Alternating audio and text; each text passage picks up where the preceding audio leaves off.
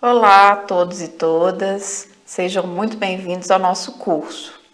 Neste curso, nós trataremos do tema Proteção aos povos indígenas, proteção às comunidades quilombolas e às comunidades tradicionais. Então, eu gostaria de me apresentar para vocês inicialmente. Meu nome é Ana Carolina Guzmão da Costa, eu sou mestre em Direitos Humanos, na linha de Direito Internacional dos Direitos Humanos.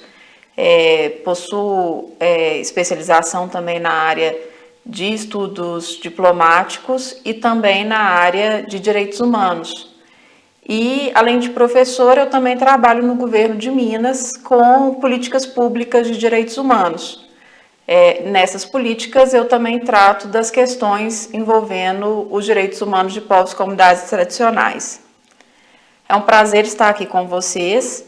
E gostaria de apresentar para vocês qual será o roteiro do nosso curso.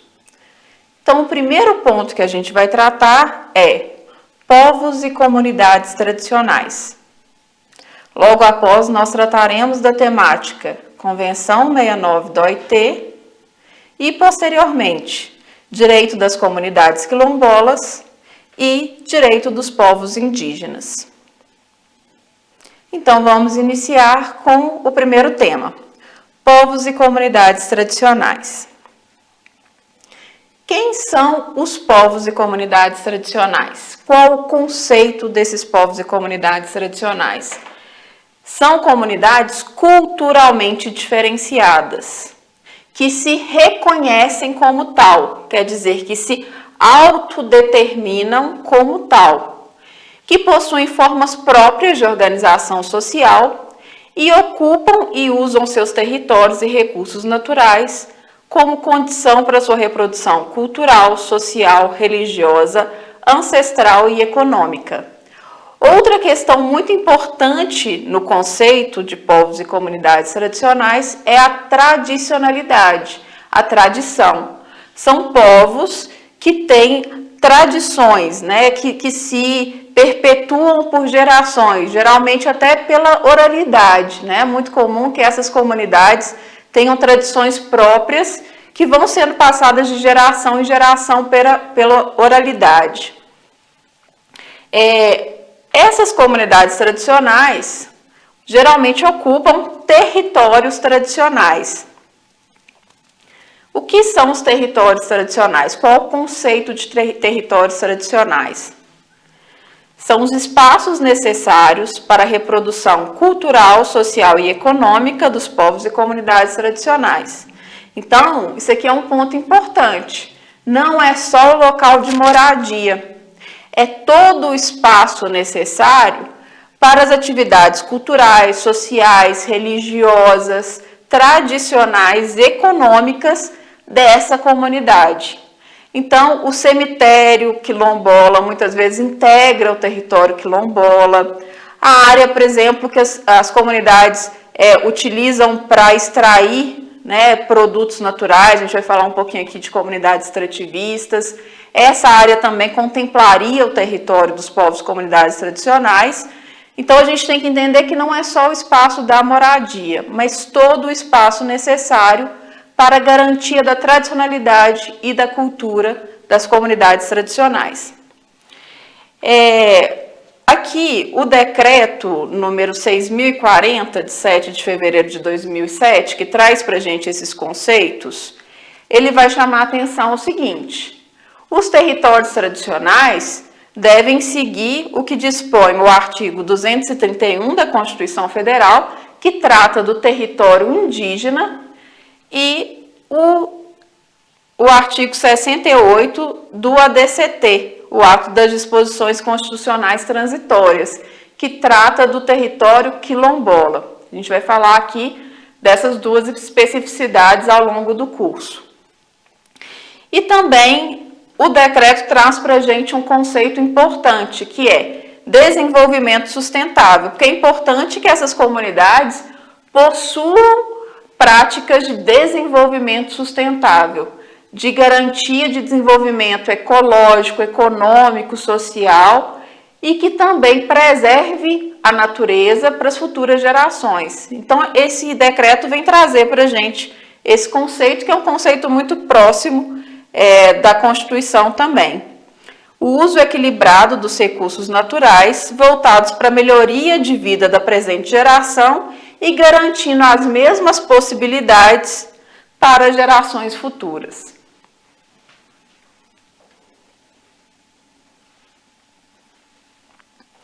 Outra questão importante para a gente tratar sobre a conceituação de povos e comunidades tradicionais é a gente entender que quando a gente fala que essa comunidade é tradicional, não quer dizer que ela é uma comunidade arcaica, primitiva, perdida na história.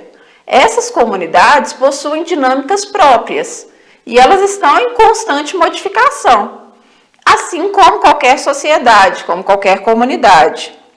Então, a gente tem que pensar, não no sentido, né, de identificar o indígena como o indígena de 1500 ou quilombola do século 17. É outra comunidade tradicional, né, que vai se desenvolvendo, que vai construindo novas formas de relação com o território, com a comunidade. E quem são esses povos e comunidades tradicionais? Né? A questão dos indígenas e quilombolas, muitos de nós já conhecemos, acredito que muitos de vocês, né, conheçam a questão indígena e a questão quilombola. Mas nós temos outros povos e comunidades tradicionais. Aí eu trouxe aqui alguns exemplos, não é um rol taxativo. A gente não vai conseguir tratar todos os povos e comunidades tradicionais reconhecidos no Brasil inteiro. Até porque a gente tem questões que são de regionalidade, né? A gente vai ver aqui nos exemplos que algumas comunidades elas são muito específicas de regiões do país. Então, eu trouxe aqui alguns exemplos para a gente trabalhar. O primeiro deles é o dos ribeirinhos. Os ribeirinhos são as comunidades tradicionais que ocupam os leitos dos rios e que tem relação própria com os rios, relação econômica, relação social e relação até de pertencimento àquele espaço, àquele rio, àquele território. Essa foto é de uma comunidade ribeirinha à margem do rio Amazonas, mas nós temos comunidades ribeirinhas em Minas Gerais, por exemplo, à beira do rio São Francisco, nós temos comunidades ribeirinhas ao longo de todos os grandes rios do país. Por exemplo, as comunidades ribeirinhas que ficam ao longo do Rio Doce. Essas comunidades foram muito atingidas com o rompimento da barragem de Fundão em Mariana, né? Com essa situação, muitos ribeirinhos foram afetados, né? Tanto pela pesca, tanto pela sua relação com o rio. Então, é uma situação que hoje merece uma atenção, a situação dos ribeirinhos. Nós também temos comunidades extrativistas. E essas comunidades vão variar, né, com os territórios que nós temos aqui no Brasil. Então, uma dessas comunidades é os seringueiros, né? Os seringueiros são muito presentes no norte do país. Mas nós também temos outras comunidades, né? Os seringueiros, eu acho que todos já ouviram falar, eles retiram a borracha, o látex, né? Dos seringueiros, né? Das árvores, para poder produzir, né? A borracha. Então, essa forma de extrair esse material é feito de forma artesanal, é feito de forma tradicional. E a gente também tem outras comunidades extrativistas. Uma comunidade que tem uma relação muito interessante é os coletores de capim dourado, que ficam no Parque do Jalapão, no Tocantins. Essas comunidades coletam capim dourado para a produção de artesanato, de brincos, pulseiras, bolsas, fazem vários artesanatos com esse material. E temos também um exemplo de Minas Gerais, que são os apanhadores de sempre-viva, que ficam na região de Diamantina, Cerro, Juscelino Kubitschek, na região do Vale de Jequitinhonha, em Minas Gerais. Essas comunidades, elas fazem a catação da sempre-viva. Essas florzinhas pequenininhas que vocês podem ver aqui na foto. Essa catação, ela se faz de modo tradicional. E a forma com que ela é feita possibilitou que tivesse a preservação de várias espécies de flores. Porque na hora que a comunidade ia catar a flor, ela polinizava também flores. E isso fez com que as espécies fossem se perpetuando. Em razão disso, esse meio de fazer, meio de catação de flor, né, meio tradicional de se relacionar, gerou a essa comunidade um reconhecimento da FAO, né, da ONU por meio da FAO, que concedeu aos apanhadores de sempre-viva o selo de Sistema Agrícola Tradicional de importância mundial. É muito interessante a história aqui dessa comunidade, depois a gente vai retomar, né, algumas questões, mas essa comunidade, ela está hoje em alguns limites que pertencem a parques, né, a unidades de conservação. E aí isso gerou vários conflitos, porque essa comunidade, ela depende dessa catação de flor para a sua subsistência, né, porque eles vendem para fabricação de artesanato, vendem nas feiras públicas, e com a criação do parque, muitos ficaram impedidos de acessar o seu território para fazer essa atividade. Então, isso gerou um grande conflito. A gente vai falar um pouquinho mais sobre isso quando a gente for tratar dos conflitos territoriais com relação aos projetos ambientais. Temos também os geraizeiros. Os geraizeiros são as comunidades que se relacionam com o cerrado em Minas Gerais. Quando você pergunta para um geraizeiro de onde ele é, ele fala das Gerais, né? Se referindo ao cerrado, o cerrado como as Gerais. E essas comunidades, elas têm uma relação muito própria com o cerrado, vivem muitas vezes do extrativismo de frutas do cerrado, das relações econômicas sustentáveis, e eles estão sofrendo vários tipos de ameaça às suas atividades. Uma delas, vocês podem perceber nessa foto, eu acho essa foto muito significativa, que aqui a gente tem uma árvore do cerrado, mas lá no fundo, uma grande plantação de eucalipto. Então, é uma das ameaças que os geraizeiros têm ao seu território, é referente aos conflitos com as empresas de reflorestamento, com empresas de mineração, com projetos, né, de construção de hidrelétricas, de barragens. Então, é uma comunidade muito interessante, mas que se encontra também envolvida em várias situações conflituosas, né, pela sua luta pelo direito ao território. Essa comunidade que eu mostro a foto é a comunidade de Vale das Cancelas, que se localiza em Gramogol. Temos também os vazanteiros. Os vazanteiros são as comunidades que vivem às vazantes dos rios, né? Que vivem nas áreas dos rios, né? Ao leito dos rios, que durante a cheia inundada e durante a seca, essas áreas aparecem. Vocês conseguem enxergar aqui na foto as vazantes. Né? Aqui também essa foto, ela é bem interessante, que mostra como que é feita a plantação, né, nessas áreas de vazantes dos rios. Como essa comunidade se relaciona com o rio, plantando justamente nesses espaços que são inundados na cheia e que na seca se revelam. Nós temos comunidades vazanteiras que também vivem em ilhas que aparecem durante a seca e que são inundadas durante a cheia. Então, geralmente são comunidades que se locomovem, né, entre o período de cheia e o período de seca da ilha para a margem do rio.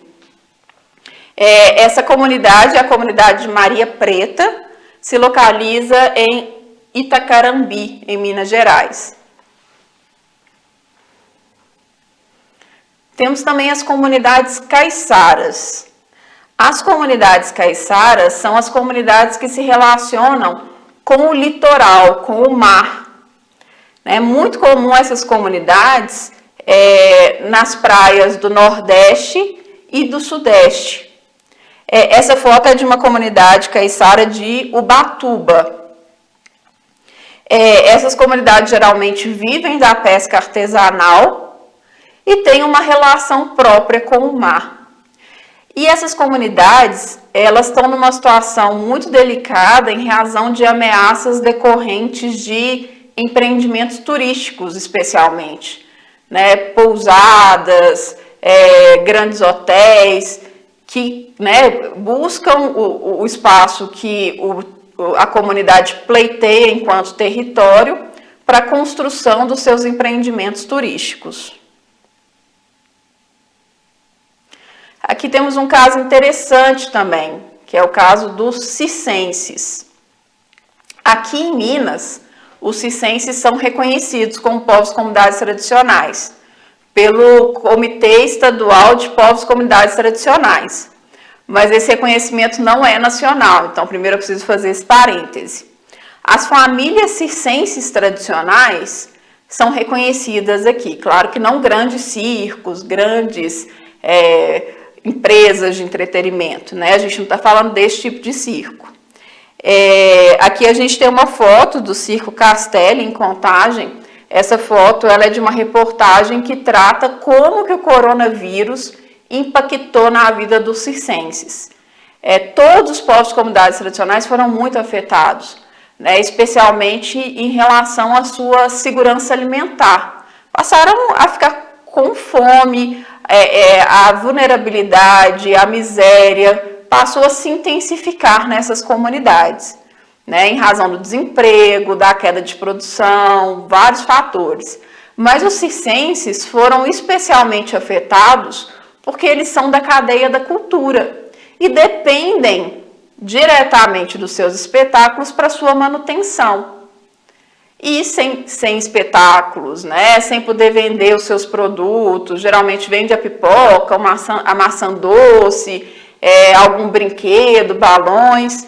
Os circenses ficaram muito afetados durante a pandemia de coronavírus. E trouxe também como exemplo o caso dos ciganos. Aqui a gente tem 2 acampamentos, na verdade um acampamento cigano, que é o acampamento São Pedro, em Ibirité. Essa senhora de amarelo é a liderança dessa comunidade. Ela também é presidente do Conselho Estadual de Políticas para a Igualdade Racial, ela se chama Valdinalva. E aí embaixo a gente tem uma festa cigana que aconteceu em Santos, que é um município que tem alta concentração de população de comunidade cigana. E a gente tem no Brasil reconhecimento, né? Na verdade é uma data internacional, de reconhecimento internacional, que é o Dia Internacional do Cigano, que se comemora em 8 de abril. E os ciganos têm uma história muito interessante e também muito triste, né? Porque é uma história de perseguição, de discriminação. É talvez um dos povos mais perseguidos pelo mundo, junto aos judeus. A origem dos ciganos, né? Existem várias teorias, mas a origem mais provável é que eles tenham surgido na Índia, durante o século XIII. E hoje nós temos vários ciganos pelo mundo. Nos Estados Unidos a gente tem levantamentos que indicam 1 milhão de ciganos, no Brasil 800 mil e na Espanha 710. Na Europa toda, estima-se de 10 a 12 milhões de ciganos. E na Europa a maior concentração é na Sérvia, Bulgária, Eslovênia e Romênia. Essas comunidades foram perseguidas durante toda a história da humanidade, né? Desde que se tem registros. Em 1492, que houve, né, a expulsão dos ditos mouros da Península Ibérica, esses ciganos estavam entre os perseguidos, né? Então, junto aos árabes, junto aos judeus, Junto também estavam os ciganos. E aí passaram a ter vários tipos de perseguição. No século XVI, eles também foram expulsos da França e da Inglaterra. A rainha Elizabeth I chegou a decretar crime ser cigano. A palavra cigano, né, a expressão cigano, aqui no Brasil, ela é muito tranquila de ser tratada junto com os movimentos ciganos, os movimentos sociais. Mas num debate internacional, tem se usado, especialmente para os ciganos europeus, a expressão Romani ou Roma. Por que essa expressão? Porque essa expressão traz uma origem dessa comunidade, que significa homem na língua romani, é uma palavra própria da sua língua, enquanto a palavra cigano foi criado para trazer estigmas a essa comunidade. Mas num debate nacional aqui no Brasil, não há nenhum problema a gente se referir a essas comunidades como ciganas. Os ciganos, eles são de várias etnias, né? Eles não são de uma só etnia. Então, nós temos 3 etnias, que é o Rom, o Kalum e o Sinti. E essas comunidades têm línguas próprias, e essas línguas só podem ser faladas pelos ciganos. Os não ciganos não poderiam aprender essa língua, né? As línguas são Romani, Caló e Sintó.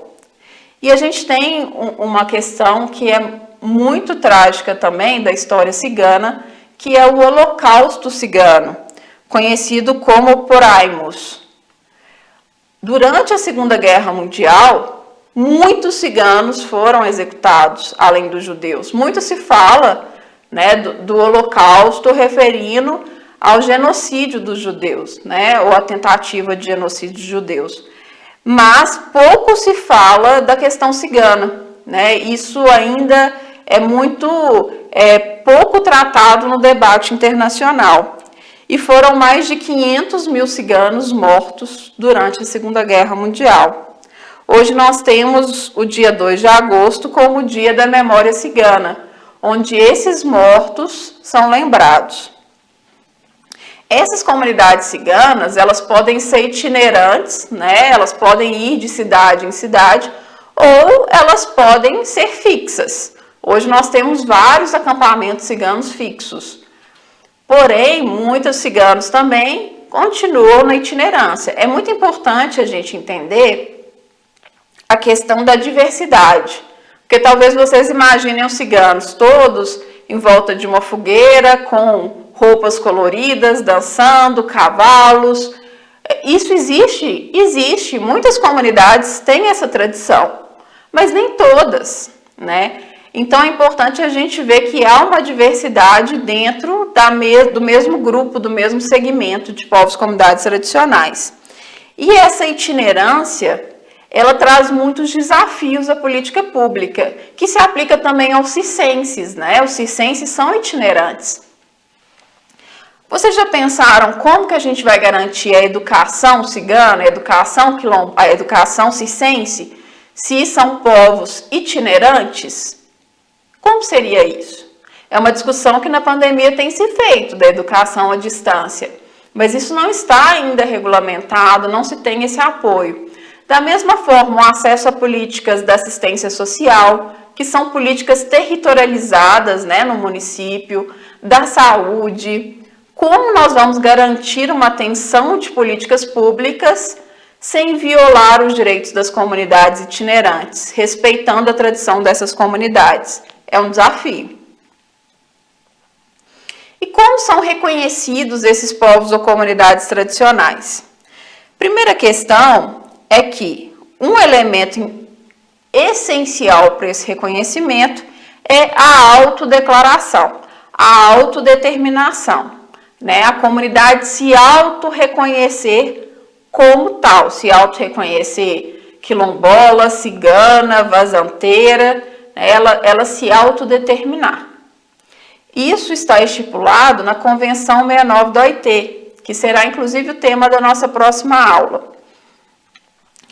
Mas Além da autodeterminação, o Brasil adotou políticas de reconhecimento e certificação das comunidades tradicionais. Então, nós temos, no caso das comunidades quilombolas, o órgão competente para certificar as comunidades quilombolas é a Fundação Cultural Palmares. As comunidades indígenas, elas têm um reconhecimento do seu território pela FUNAI. A FUNAI reconhece o território indígena. E os demais povos e comunidades tradicionais vão ter políticas próprias, né? A gente tem uma política nacional de desenvolvimento dos povos e comunidades tradicionais e nós temos também políticas estaduais de desenvolvimento sustentável dos povos e comunidades tradicionais.